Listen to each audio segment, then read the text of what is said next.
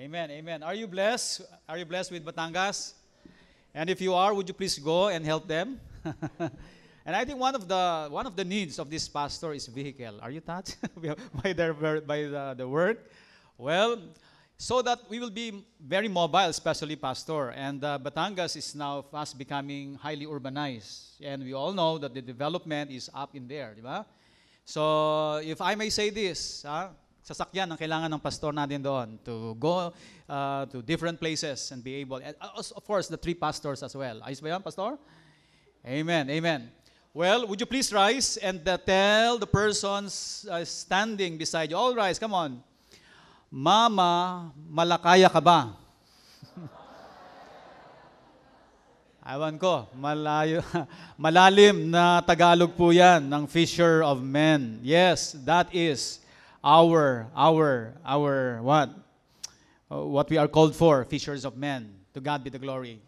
Would you please take your seats? I don't know how can we still inspire you from the pulpit to really, really go on missions. How else? Yes, the glory that was it's still here. But the glory that is now is already in our satellites.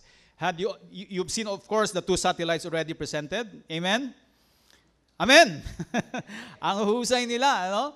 Ang Manila na lang. We have to shake it off. Di ba? Okay, so at this point, you had already said part of the sermon. Yan na yung sermon. Sige, 10 minutes na lang to siguro. Sige, close our lights, please, and just focus because this will just be a narrative type of sermon. Sige, close the lights. Wag na kayo muna magsulat. This is just very quick. First, we would want again to see the last journey of Paul, and then we look at that through the lens of UBC because we could see and catch similar themes, similar events, similar people, similar patterns. And I think it's giving us a lot of wisdom in terms of doing missions. And so, throwback. When you say throwback, what is throwback? It's balik tanaw. It's a social media term for a glimpse of the past. You sneak peek of the past. And it's inspired with 4 chapters, the third missionary journey of Paul. Okay. Kuya Noy, please close the light. Parang hindi makita yung mga natutulog. Okay. So, balik na now, 1999. We stopped 19. What year was that? Of course, you were not here. No? By the way, nasa si Jerry. Jerry is our missions coordinator in the past. Did you know that PUP? What's our school? PUP, scholar ho ng mga bayan ito. And last year, did you know that your school was the most preferred workers of so many companies in the Philippines? How about a hand for God? And Pastor Ray, you've got such a good team of PUP. Diba? That's for the record. They like your attitude. Of course, there are other schools, but I think you're the most preferred university. Your humility, you do not demand for your entitlement, and that's what it came out in the survey, no? To God be the glory. So mahusay ang team ng Batangas, di ba? Meron din tayong PUP dito, but wag naman mainggit yung ibang schools. Kanya-kanyang strength so yan, ha? But to God be the glory. So 1999 through 2011. Firstly, in 1999, the youngest senior pastor serving in our church, full swing Baptist church already, and it had evolved already from BSU Baptist Student Union to what? YLSC. We called the senior pastor no less than our beloved pastor, Dr. Armando Canoy. And by history, he is the youngest serving senior pastor. We've got only 3. Pastor Henry, Pastor Canoy, and yours truly. I think I'm the oldest. When you got me, I was already 49. I was asking the one who called, am I still kaya pa ba? Because I was given the age bracket. Pastor, this is what we're getting. But I don't know, I'm 49 already. I don't know if I can make it with UBC. I don't know. But The youngest serving pastor is that pastor. And in that time, our church became not only Antioch, but it has become the educational hub for extension for our seminary. Philippine Baptist Theological Seminary extended its equipping academically theological in our church, and it had become what at that time extension education. Who are students of SEE in here?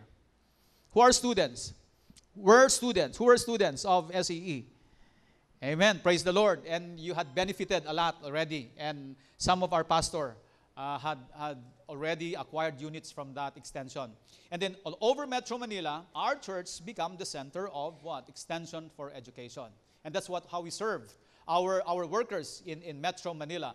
And then 2002, because the church wanted to say the glory of Manila, what we want to have for Manila, it's the vibrancy of our ministry, that our board of trustees and the church sat down and be able to, plan it out for a 6-year development plan.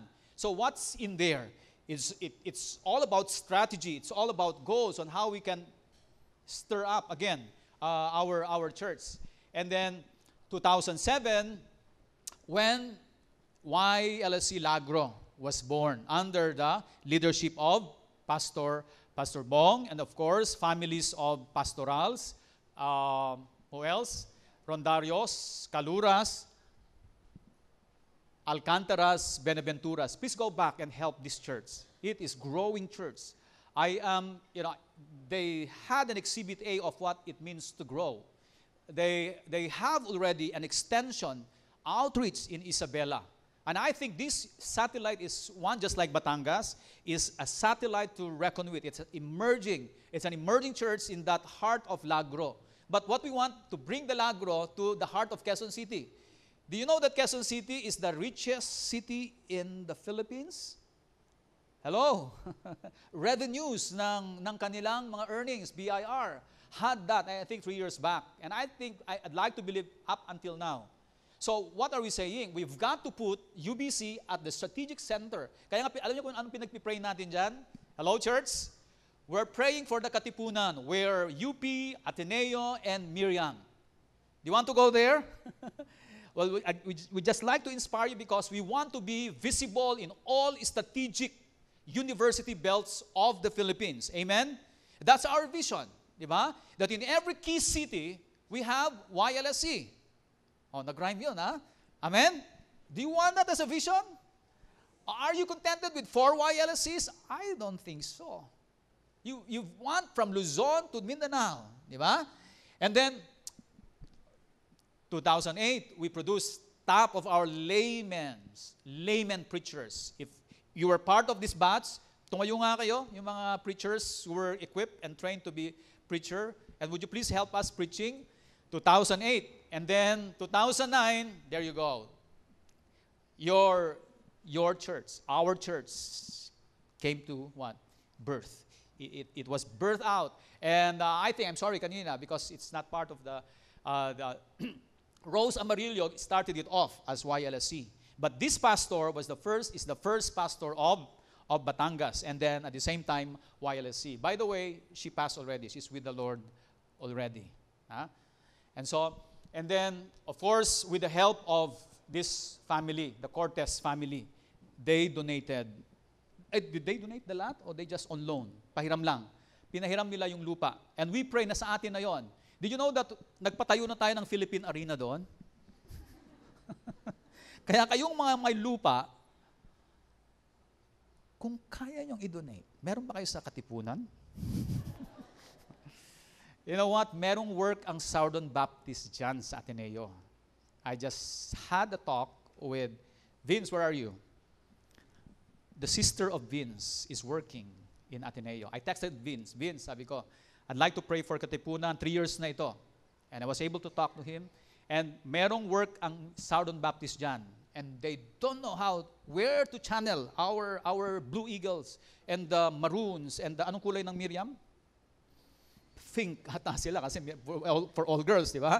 So, my goodness, nandyan ang where the top leadership of the country come from, and then we will not be there. Di ba, Pastor? Do you want to be assigned there? Ito ang pinakamahusay sa evangelism namin. Kaya gusto niyo ba i-assign yung pastor doon? Amen. Oh, they are releasing you. Please release me. Huh? We release the best of our people. We do not maintain them. We release them. Di ba?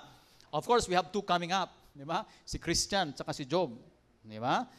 And other pastors. So, just like to inspire you kasi we have to be visible. Did you know that the last elections, the data was more than 21 million youth vote. What is that to us?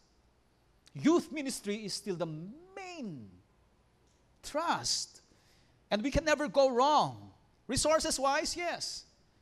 Alagaan mo 4 years on an average. But if you have high school, 8 years, can you imagine? But if you've got the Katipunan with all the resources in there, di ba? Huwag matakot. Nandiyan yung mga resources. Oh. And so where the resources are, then we go up. We have to level up as pastors. The youngest pastor is 34. Oh, you take the challenge? Take the challenge. Now, you vision out, you pray. Where is the city? God, where are you leading us? And then, ito, si Miss Flores, talagang astig ito. Sumulput na siya nung that year, yung ating discipleship minister. And now, she's heading now, partly helping in our counseling. If there is one journey of this leadership, we're dead serious about counseling. We want people care. What we are advocating is healthy emotional church. Are you with us? So it's another bandwagon. We want everybody to come here and church. And come here, anybody. Anong klaseng tao ka? Magsimba ka rito. We want to offer yung mga counseling centers in there. We have 3 already. Wing, Wilma, and my wife are helping. So they're all professional counselors. And then, nawala tayo. Wait, okay. 2010, yeah, there you go, Binangonan. And who was the first pastor? The youngest pastor natin ngayon, si Paring Lloyd. Single pa ho ito. Single pa ho. I don't know if he's a licensed single or designed to be a single forever. Pero malayo kasi yung pinagpipray eh. Di ba? Hindi, maganda wala siya dito eh. But you don't do that. This guy is the preacher in our group. But he has to be trained pa. Di ba? Okay, so Rizal. And then of course, no less than the icon. 20 plus years in youth ministry, hindi mo na matatawaran ito. She's a book in herself. The walking book of youth ministry is no less than Josie Villela. Saludo tayo dyan. Kaya lahat ng in and outs of YLSC, it must be Josie. Okay, of course, tumulong itong tandem na ito. Si Wayne and Ate Glo. Ate Glo, nandito ka ba? Ate Glo and Wayne Unson. Ito yung family who donated na ba? Yung center doon. So, yung dalawa, medyo maganda na yung sponsorship. Ang Lagro, ang meron hindi pa. Yeah? Kanina may nagbigay na nag-respond sila merong isa si ate kanina. They're giving what? House and lot ata. Hindi ate. May nagbigay na ng kanyang gustong itoka sa. Kaya sabi ko sa Pastor Ray, sabihin mo anong gusto mo rito. 'Di ba? Sasakyan muna. Kasi alam kong masipag talaga ito eh. Laging tumatawa na yung kanyang sapatos. But ang tawag doon, what the Bible says? Blessed are the feet of those who bring good news. Okay, and then 2011, working vision and mission. We wanted to review our mission. Is it in line pa rin? Sige nga, can we all recite our vision? To see equipped members, the Great Commission. What is the Great Commission?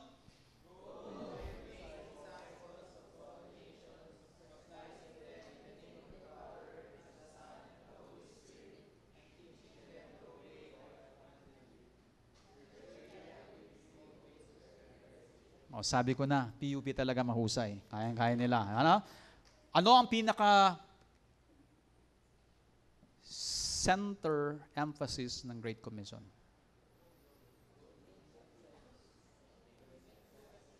Ang tawag nila yan sa hermeneutics, science of interpretation, and then the Greek. Pag interpret mo yan, ang pinaka-emphasis niyan is what? As you go, make disciples. Okay? So when you sit down and attend worship in order to make disciple. We eat in the fellowship in order to make disciple. We play the instruments in order to make disciples. Sitting in the mezzanine in order to make disciple. Ushering in order to make disciple. Ganon lagi. Ganon ang intention. It must be clear. Lahat ng ginagawa natin, it's always, nag-work ako sa kumpanyang ito in order to make disciple. And so, very quickly, through the lens of the third missionary journey, walang bago sa third missionary journey. Except that, may matututunan tayong traffic lights. Do you like following traffic rules in Metro Manila? But be careful now. Behave, mga drivers. Sino may mga sasakyan dito? Taas ang kamay. Taas ang kamay lahat ng may sasakyan. Subukan ninyong i-access, i-log yung inyong yung inyong lisensya. Baka marami na kayong offenses doon. I was told, sana ganun nga. Hindi na pwedeng bayaran sa ganun ata ngayon. And of course, people of God, as much as possible, traffic rules should not be options. Traffic laws should not be suggestions. They must be law. And so, there are 3 traffic lights that we can glean from. I'm just using it as a metaphor, as like a picture of how we can learn from the third missionary journey of Paul. Tatlong lights. What are those lights? When you say red light, stop. Not just stop. Kasi may stop na pakadjut-kadjut ng konti. Stop. Full stop. Okay? Pag nag-full stop ka, wag sa pedestrian, kayong mga may sasakyan. That is not your property. That is for pedestrians. You are violating the law. And if it happens that you step on your wheel on the stripes, ang tawag namin dyan, zebra stripes, move back. That is not your way. And then, if somebody is crossing, di ba sa ibang bansa, what do? Cross over muna, matapos before you go. Kaya hanggat maaari, kung mababangga mong tao, huwag mong banggain hanggat maaari. Hayaan mo na. Kahit ma-late ka na, huwag kang bumangga.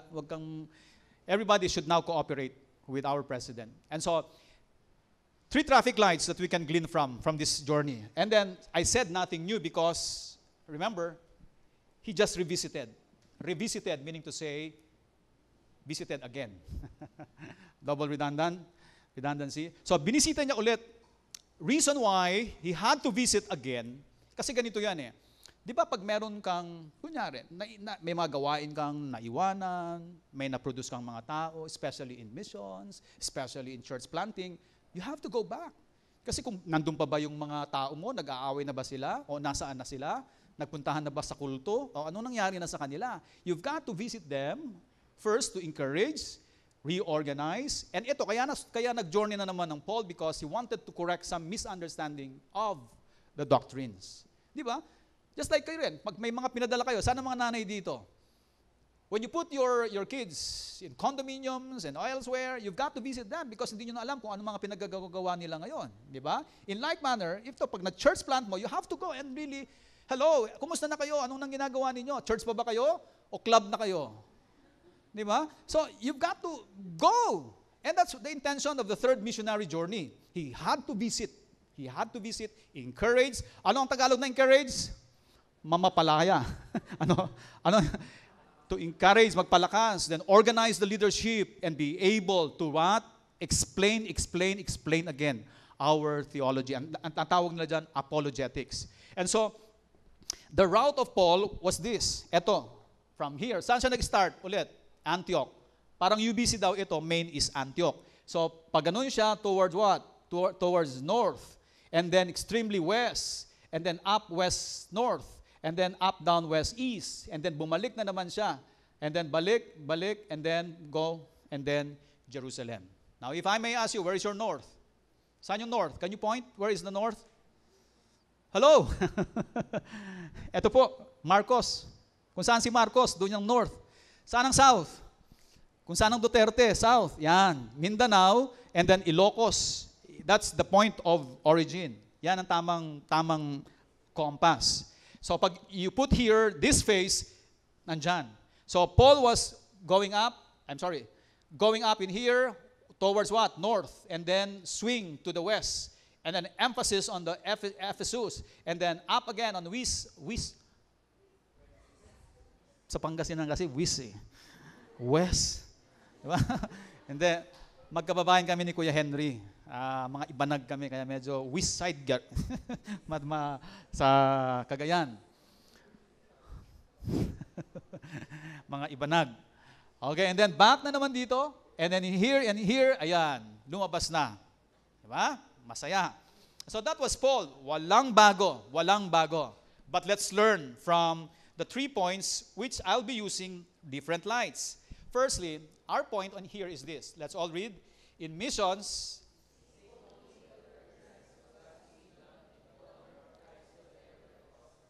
what does that mean? Firstly, mission is not easy.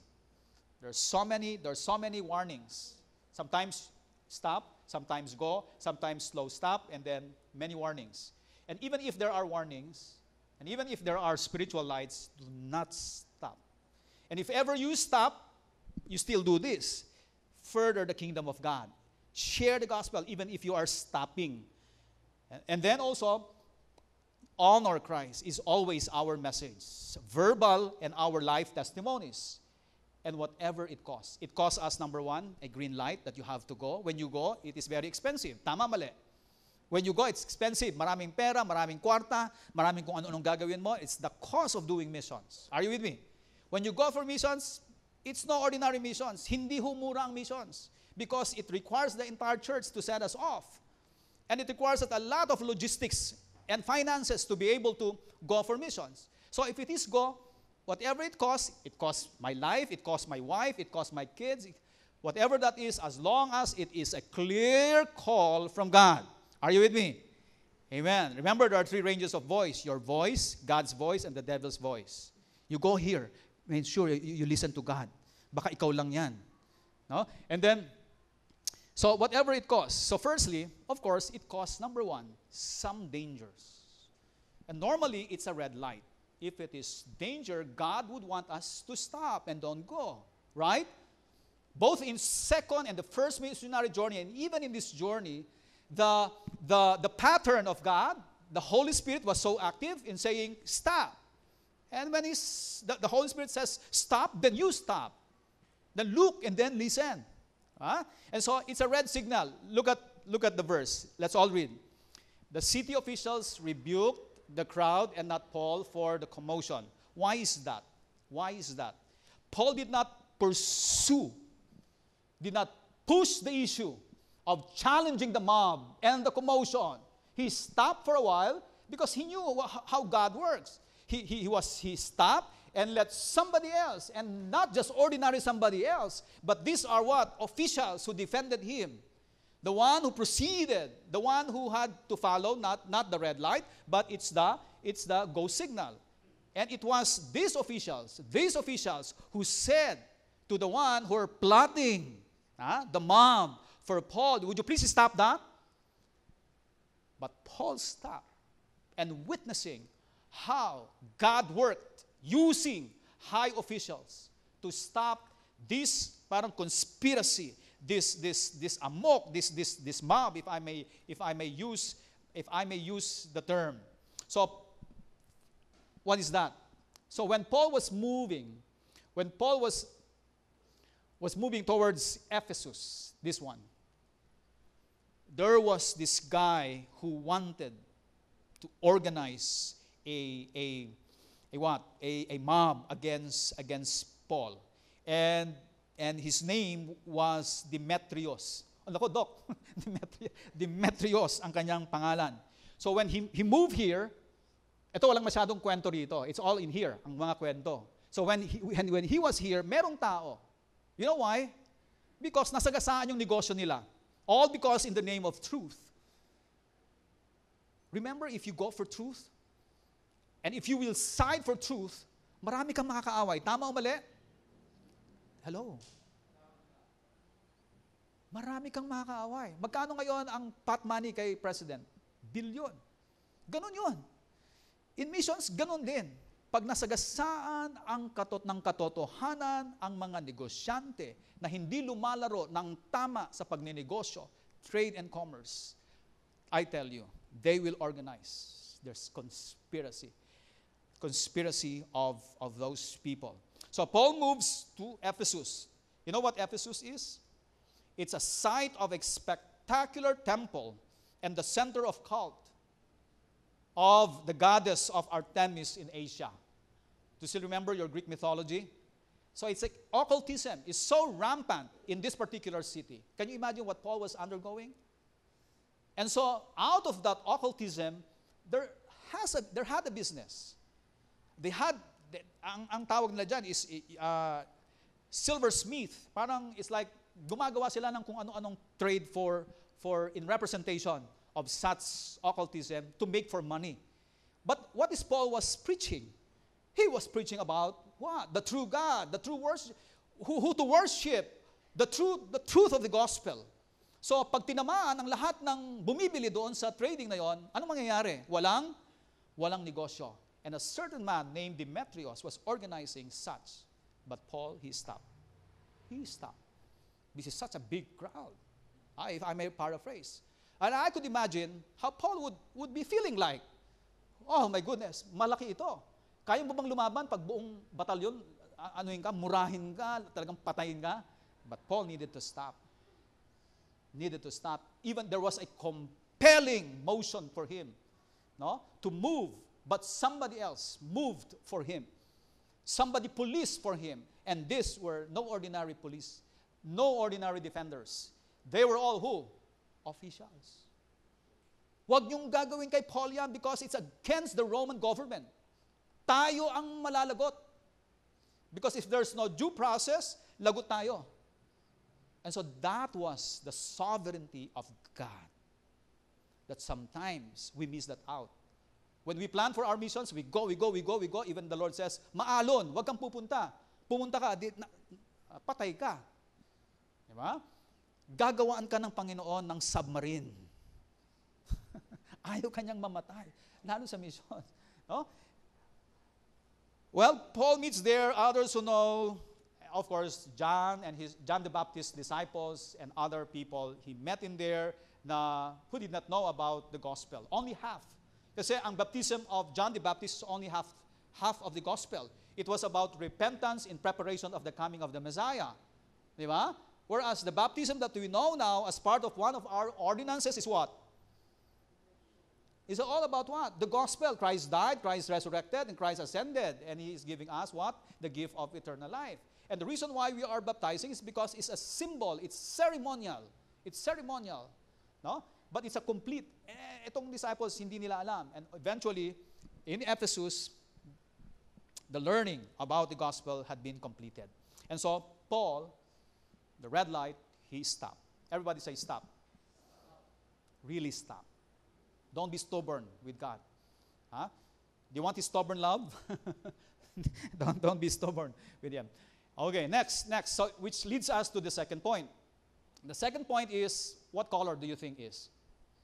After red. Okay, yung mga driver, anong susunod sa red? Green? O sige, yellow muna. Tricycle ho kasi ang dinadrive. Kung yellow, what does yellow mean? Forget about the red light.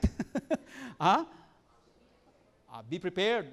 Pero as drivers, you want to beat beat the red light. Kami, tayo mga drivers, siguro natataiyan. Mga ganun, di ba? Siguro naiihi na yan. Kaya ano yan? Di ba? Kasi kami rin minsan ganun din. Kaya kayo magdala kayo ng bote. O kaya diaper. Really, literally. Lalo ngayon sa Manila, my goodness, if you're stuck in traffic, I don't know, where will you wiwi, di ba? Ang hirap kaya. Ako naranasan ko na yan minsan. Yes, I tell you. I like to be transparent with you. Buti na lang may bote. That's how human we are as pastor. You don't put us to pedestal. We are human as you are. Or even perhaps worse than you are. Kung nahihi ka, wala kang maihi, anong gagawin mo? Umihi ka sa kotse? Patay tayo sa church. Sa church yung kotse. Di ba? My goodness, when the Lord says, slow down, it's yellow. Because what's next after yellow? Red.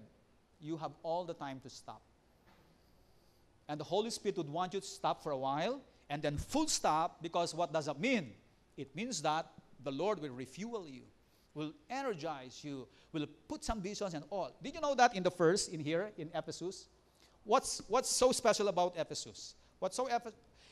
In Ephesus, remember, Paul wrote the first Corinthian letter.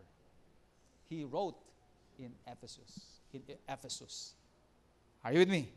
Kasi when you stop, ang theological reflection ko dito, we can write, we can be quiet with God and be still, and all the wisdom would come from you, and write. And you see, we have what? 1 Corinthians. Amen?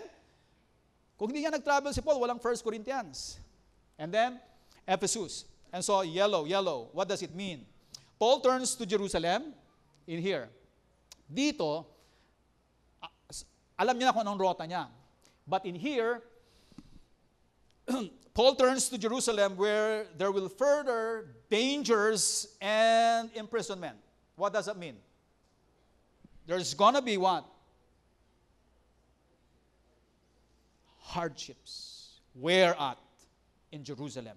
Imprisonment and hardships. The Holy Spirit was telling him already, yellow, and then stop. Don't go there. Stubborn din doon si Paul. Stubborn din siya. And so, turns to Jerusalem where will he face dangers on his way. On the way, he revisit churches in Macedonia. Before going in here, dito muna siya sa Macedonia. Remember Macedonia? The Macedonian call, where when they believe and they heard the gospel, Bereans what? What did they do every day? They, very conscientious, reading the scripture daily. Daily, that's the Bereans in Macedonians. And other very good ministry of Paul in Macedonia. And in Macedonia, remember, the 2 Corinthian letter was written. Had it not of the Macedonia, there could never be what? The 2 Corinthians, Paul letters. And so, when in Troas, Paul speaks of Troas in here. Nakikita nyo ba yung Troas? In Troas, Paul speaks all night, putting a young listener to sleep. In other words, Paul was so what? Talagang salita ng salita, all night long, until eventually one guy had fallen to sleep. And because he was sleeping, he fell off. Namatay. What did Paul do? He revived this young fellow in the name of Eutychus. Eutychus. And then falls from a window and is killed, and Paul revives him. Verses 7 through 12. But tensions build up as Paul met with the elders because he wanted to go to Jerusalem. The elder said, don't go, because there's going to be your imprisonment and your hardship. Do not go there. Verses 13 to 34 of chapter 20. And so, yellow is a warning. You've got to stop.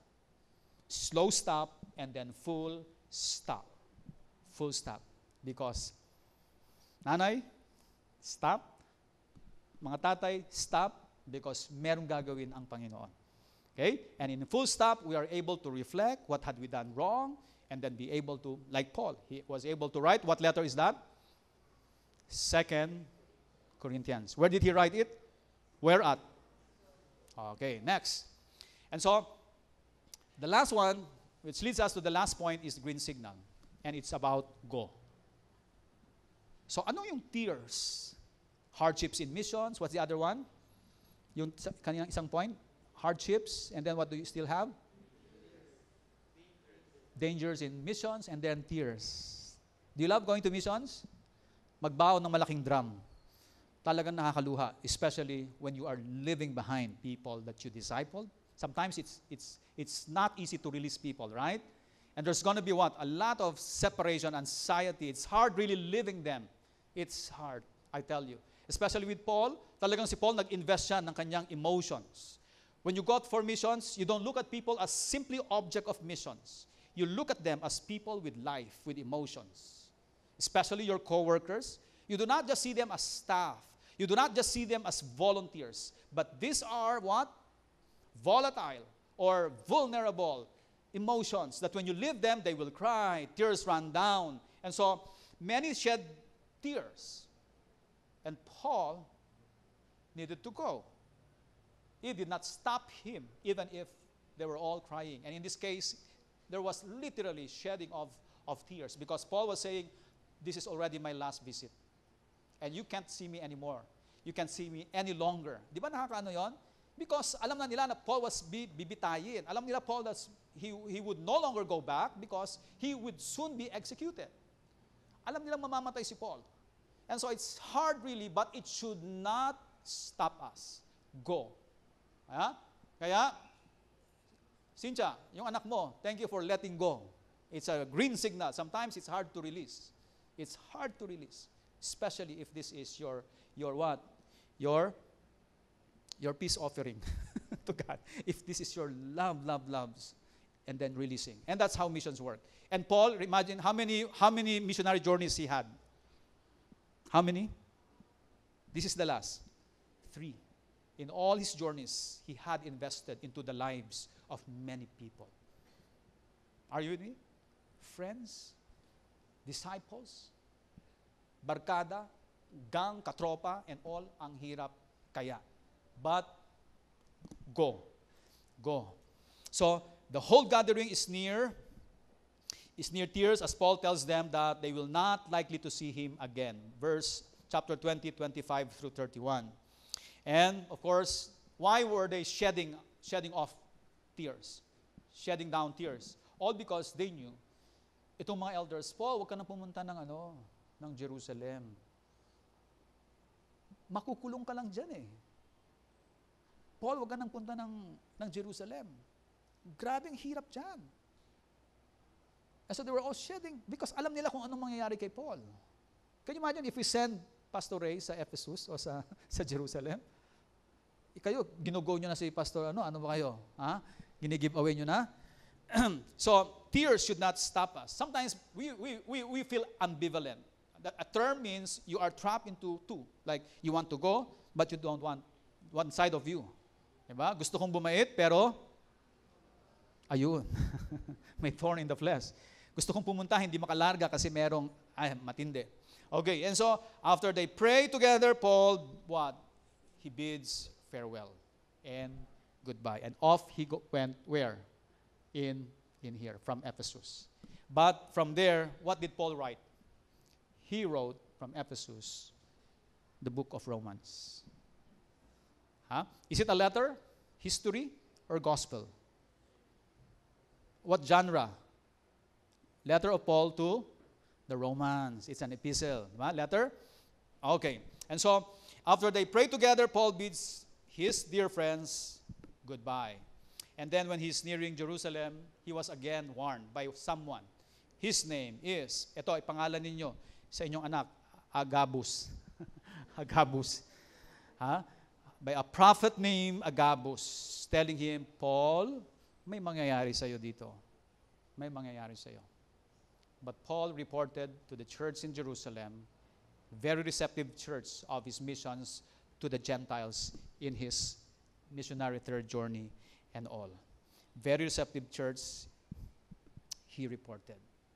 So ladies and gentlemen, church, we're done with missionary journey of Paul. And hope in light of our UBC journey, you see a glimpse and glances of how God worked with UBC, parallel to missionary journey of Paul, first, second, and third. And so with that, how do we respond? So first, in conclusion, let's all read.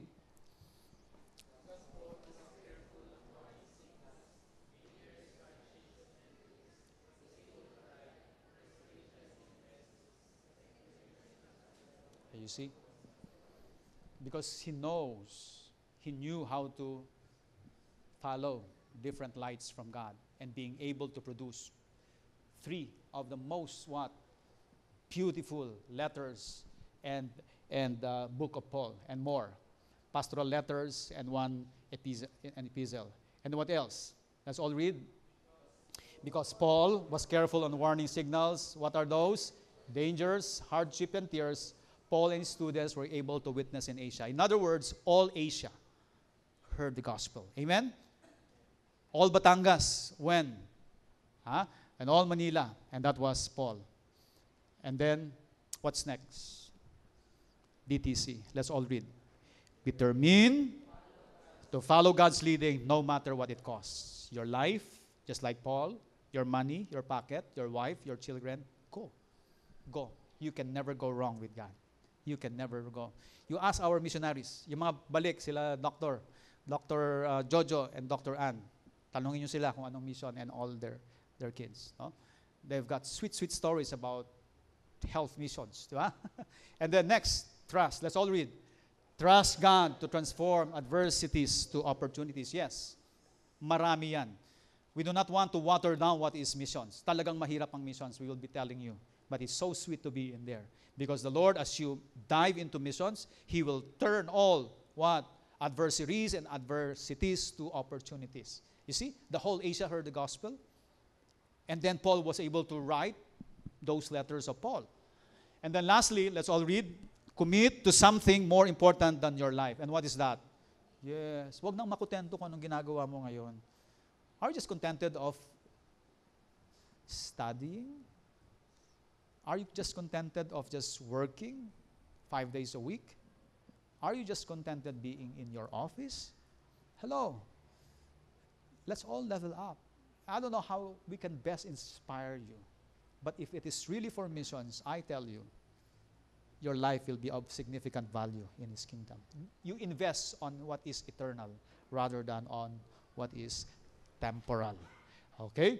And so with that, we are celebrating our missions month. I've already told you what to do. You visit missionaries, you thank them, appreciate them.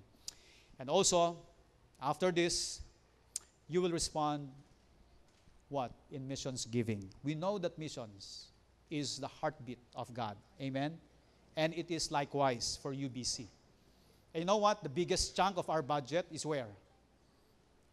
Missions. If you take a look at our budget, I tell you, it will tell you how we value what? Missions. So, do we have money? Marami. Nasaan? Nasa bulsa nyo lang. At saka nasa puso pa lang ninyo. Okay? So with this, Missions Month, we've got a lot to invest in missions. So would you please prepare your hearts as you respond to God in our worship giving.